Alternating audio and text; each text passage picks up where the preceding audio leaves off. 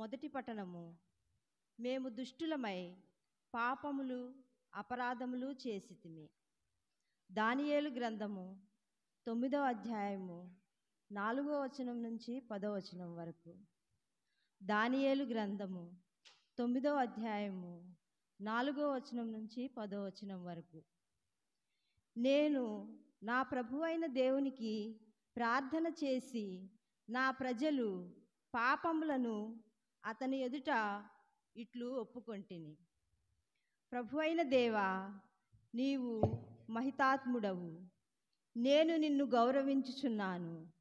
నీవు నిబంధనలను పాటింతువు, నిన్ను ప్రేమించు వారిని దయతో చూచెదవు, నీ ఆజ్ఞలను నెరవేర్చెదవు. మేము దుష్టులమై పాపములు అపరాధములు చేసితిమి. మేము నీ ఆజ్ఞలను శాసనములను పాటింపక వాని నుండి వైదొలిగితిమి. నీ దాసులైన ప్రవక్తలు నీ పేరు మీదుగా మా రాజులతో మా పూర్వీకులతో మా జాతి అంతటితో మాట్లాడిరి. కానీ మేము వారి పలుకులను పాటింపమైతిమి. ప్రభు, నీవెల్లప్పుడూ న్యాయముతో ప్రవర్తింతువు, కానీ మేము మాత్రం ఎల్లప్పుడూ తలంపులే తెచ్చుకొంటిమి. యూదులలోను యెరూషలేమును నడిపించు వారికిని నీవు ద్రోహం చేసినందున నీవు దూరదేశములకు దగ్గర దేశములకు చెల్లాచెదురు చేసిన వారిని ఈ అవమానములే చెల్లును. ప్రభు, మా రాజులు పాలకులు పూర్వీకులు నీకు ద్రోహముగా పాపము చేసి అజ్ఞానకరముగా ప్రవర్తించితిరి. మేము నీపై తిరగబడినను నీవు మాపై దయచూపి మమ్ము రక్షించగోరితివి. మా ప్రభువైన దేవా, నీవు నీ సేవకులైన ప్రవక్తల ద్వారా దయచేసిన శాసనములను మేము పాటింపవలెనని కోరితివి. కానీ మేము మీ మాట విననైతిమి. ఇది ప్రభువు వాక్కు. సర్వేశ్వరునికి వందనములు. ఉండునుగాక నీ ఆత్మతోను ఉందురుగాక. పునీత లూకా రాసిన సువార్తలోని భాగము. ప్రభువా, మీకు మహిమ కలుగునుగాక.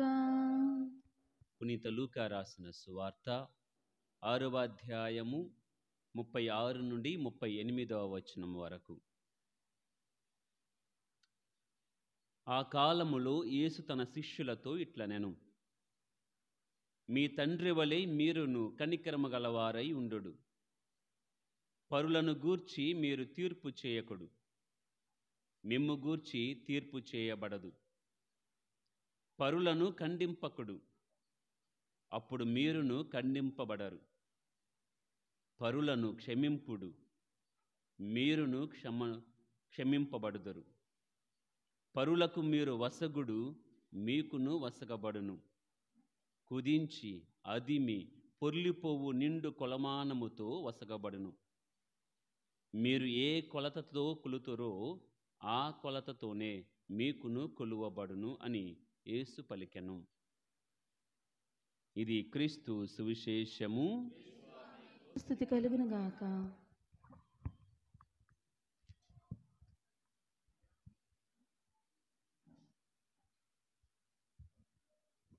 Praise the Lord, praise the Lord, praise the Lord, praise the Lord, praise the Lord. Praise the lord.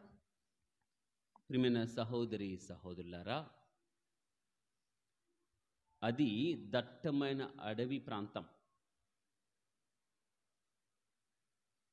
National highway bypass ఉన్న ప్రాంతం. అక్కడ కారు ఆపి 10 నిమిషాలు ప్రశాంతంగా ఉందాము అన్న భయమే. అడవి ప్రాంతము, మృగాలు ఉండవచ్చు, దొంగలు ఉండవచ్చు, చుట్టుప్రక్కల గ్రామాలు ఉండవు. కాబట్టి ఆ రోడ్డులోకి ప్రవేశించామా అందరూ కూడా ఆగకుండా వెళ్ళిపోతూనే ఉంటారు.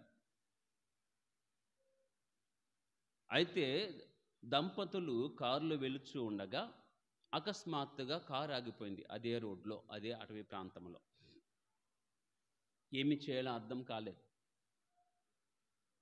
బాగు చేయటముకేమో ఆ తెలివి లేదు, టెక్నికల్గా ఐడియాస్ లేవు. మరి ఏమి చేయాలి? కనీసం లిఫ్ట్ అడుగుదాము, సహాయం అడుగుదామని ధైర్యముతో కారు బయటకు వచ్చి ఇద్దరు దంపతులు కూడా అటువైపు వెళ్ళే ప్రతి ఒక్క వాహనాన్ని ఆపటానికి ప్రయత్నం చేస్తూ ఉన్నారు. అందరికీ భయం, అసలు ఎందుకు ఆగారో తెలియదు. కారు ప్రాబ్లం ఉందా, వీళ్ళే దొంగలా, లేకపోతే వీళ్ళేమైనా నాటకం చేస్తున్నారా, ఆపి నేనెందుకు ఇరకాటంలో పడాలి అని కొంతమంది చూడకుండా ఆ స్పీడ్లో వెళ్ళిపోవటము, కొంతమంది ఆగాలనుకున్న భయముతో ఆగకుండా ఇంకా స్పీడ్గా వెళ్ళిపోతున్నారు. లెక్క కడుతున్నారు, ఎన్ని కార్లు వస్తున్నాయి, ఎన్ని బస్సులు వస్తున్నాయి, ఎవరన్నా ఆపకపోతారా అని. అందరు వెళ్ళిపోతున్నారు. దాదాపు 20-30 వెహికల్స్ వెళ్ళిపోయాయి. అర్ధగంట 30 గంట అయిపోతుంది. వీళ్ళల్లో అప్పుడు దాకా ఉన్న ఆశ నశించింది. ఆపుతారు, ఆదుకుంటారు అనే ఆలోచన లేదు ఇంకా. ఇప్పటికే చాలాసేపు నిలబడ్డాం, చాలా వాహనాలు ఆపడానికి ప్రయత్నం చేశాం, ఇక కుదరదు, ఉంటే కారులో ఉందాం, ఎవరన్నా చూసి ఆగిందాక, లేకపోతే నడుచుకుంటూ వెళ్దాం అని డిసైడ్ అవుతున్న ఆ సమయంలో ఒక వ్యక్తి వచ్చి కారులో వచ్చి చూసి ఆగి అడిగారు. ఎందుకు ఇలా అంటే, కారు ఆగిపోయిందండి అన్నారు. అదృష్టవశాత్తు ఆమె వ్యక్తి మెకానిక్ కాబట్టి అది చూసి, కారు హీట్ ఎక్కిందమ్మా, దానికోసం రకరకాలుగా చేయాలి అని తనే ఒక అర్ధగంట సేపు దాన్ని బాగు చేసి స్టార్ట్ చేసి ఇక వెళ్ళొచ్చు అని చెప్పాడు. ఆ దంపతుల యొక్క ఆనందానికి అవధులు లేవు. దాదాపు గంట సేపు నిలబడ్డాం ఇక్కడ, అనేకమైన కార్లు పోయాయి, చెయ్యి ఎత్తకుండా ఉండలేదు, చేతిని ఆపకుండా వెళ్ళిపోయారు. కానీ ఈ వ్యక్తి మేము నిరాశతో ఉన్నప్పుడు, వదులుకున్నప్పుడు, ఇంకా ఆగర్లే, కారులో కూర్చుందాం లేకపోతే నడిచిపోదామని డిసైడ్ అయిన ఆ సమయంలో ఈ వ్యక్తి చెయ్యెత్తకపోయినా ఆగి అడిగి సహాయం చేసి కార్ని రిపేర్ చేశాడు అనుకొని సంతోషించి ఆ యొక్క స్త్రీ ఏం చేసిందంటే, బ్యాగ్లో నుంచి కొంత డబ్బులు తీసుకొని ఆ వ్యక్తికి ఇవ్వబోయింది. ఆ వ్యక్తి చిరునవ్వుతో తిరస్కరించి సంతోషంగా వెళ్ళండి అమ్మా అని చెప్పేసి తన యొక్క కారులో తను వెళ్ళిపోయాడు. ఈమెకేమో మనశ్శాంతి లేదు. అరే, ఇంత సహాయం చేశాడే, నేను దాన్ని ఎలా తిరిగి ఇవ్వగలను ఆయనకి? ఎలా నా కృతజ్ఞతను తెలపాలి? How can I pay back అని భర్తను అడుగుతూ ఉంది. ఏమండి, ఎలా అండి ఇది? నా మనసులో ఒక రకంగా ఉంది. ఇంత సహాయం చేసిన వ్యక్తికి మనం ఏమి ఇవ్వలేదు, ఇస్తున్నా తీసుకోలేదు, నిన్ను ఎలా అంటే భర్త అన్నాడు, అమ్మా, ఆ వ్యక్తి రుణాన్ని మనము తీర్చలేం, ఆ వ్యక్తికి తిరిగి మనం ఇవ్వలేం. మనకున్నది ఒకటే ఒక మార్గం. ఇలాంటి వ్యక్తులకు, మనలాంటి వ్యక్తులకు మనం సహాయం చేస్తే ఆ వ్యక్తికి చేసినట్లే. ఎవరైతే ఒంటరిగా ఉన్నారో, సహాయం కోసం చూస్తున్నారో వాళ్ళ దగ్గరికి వెళ్ళి మనం సహాయం చేస్తే అది ఆ వ్యక్తికి చేసినట్లు అవుతుంది, మనసుకు సంతోషము కలుగుతుందని భర్త సమాధానం చెప్పారట. ప్రియమైన సహోదరి సహోదరులారా, ఈ కథ ఆ దంపతులు మాత్రమే, ప్రాబ్లము ఆ దంపతులది మాత్రమే. కానీ ఆ కథను మనం అన్వయించుకుంటే,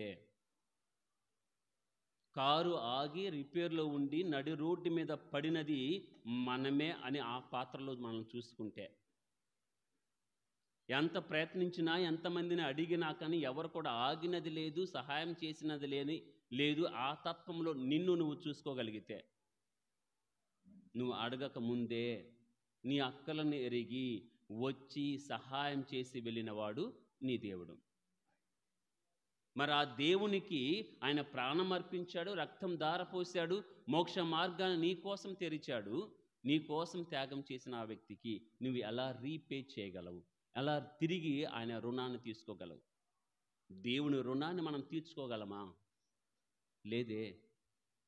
నీ తోటి వారికి నువ్వు సహాయం చేస్తే అది దేవునికి చేసినట్లే. దయ చూపాలి, కనికరం కలిగి ఉండాలి, మన్నించగలగాలి. ఇది క్రైస్తవ విలువలు. ఎందుకు మనం దయ చూపాలి అంటే, నీ దేవుడు దయాపరుడు కాబట్టి, నువ్వు ఆరాధించే నీ దేవుడు కరుణామయుడు కాబట్టి, క్షమించేవాడు కాబట్టి, మన్నించేవాడు కాబట్టి, ఆ దేవుని నువ్వు కొలుస్తున్నావు కాబట్టి, ఆ దేవుని అడుగులోనే అడుగు వేయాలి నువ్వు. ఎన్ని ఉదాహరణలు లేవు.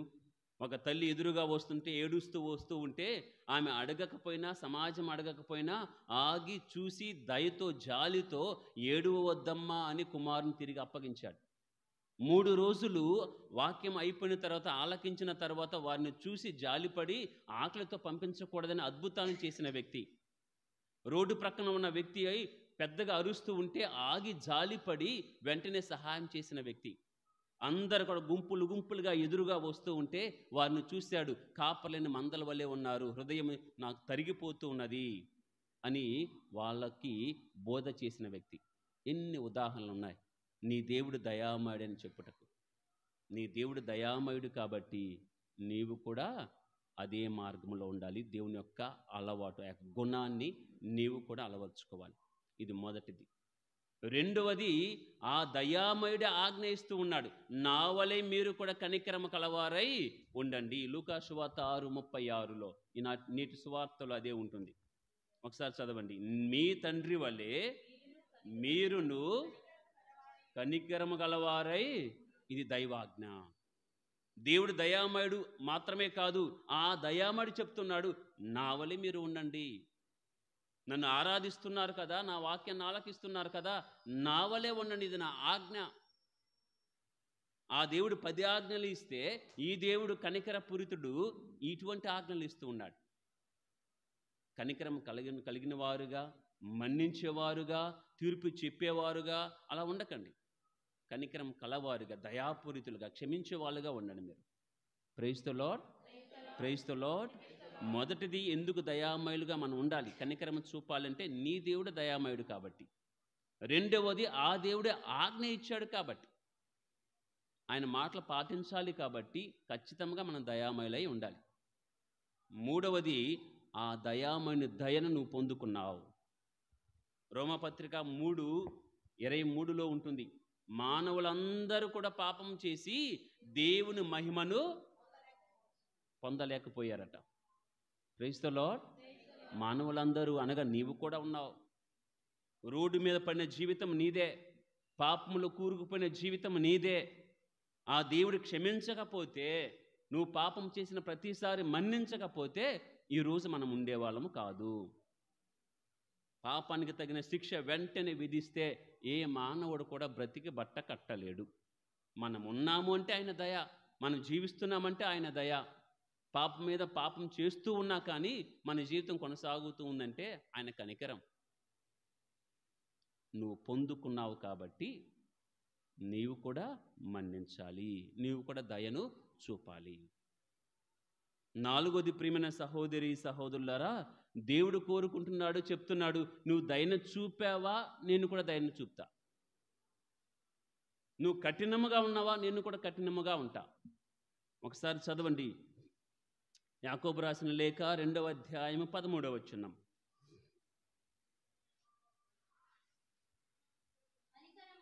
కనికరము లేనివానికి నువ్వు గనక కనికరము చూపించకపోతే, దయను చూపించకపోతే, కొన్నిసార్లు చూసి చూడనట్టు వెళ్ళకపోతే దేవుడు కూడా అలాగే ఉంటాడంట. నువ్వు గుచ్చి చూసావా, మరి పరికించి చిన్నది పెద్దది తప్పులన్నీ వెతికావా, దేవుడు కూడా వెతుకుతాడు. మనము జీవించలే. కనికరము చూపిస్తే నీకు కూడా కనికరము చూపించబడుతుంది. దైవాజ్ఞ, దేవుని రూలు. ఇక 5వది, ప్రియమైన సహోదరి సహోదరులారా, దేవుని సంతోష పెట్టాలి అంటే ఇదొక మార్గం. దేవుని సంతోష పెట్టాలంటే ఇదొక మార్గం. దయను కలిగి ఉండటం అనేది దేవుడు ఆశించేది, దేవుని సంతోషపెట్టే కార్యము. మీకా గ్రంథము 6వ అధ్యాయము 8వ వచనం.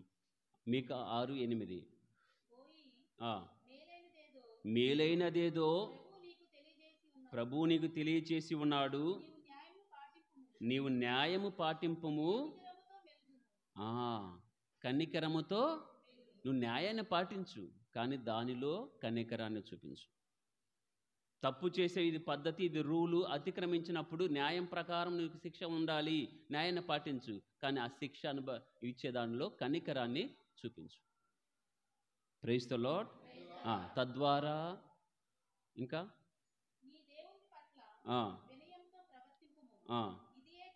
ఇది ఏ కదా ప్రభు నీ నుండి కోరుకున్నది.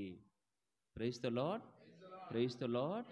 ప్రియమైన సహోదరి సహోదరులరా, 5 కారణాలు ఎందుకు నువ్వు దయ కలిగి ఉండాలి. మొదటిది, నీ దేవుడు దయామయుడు.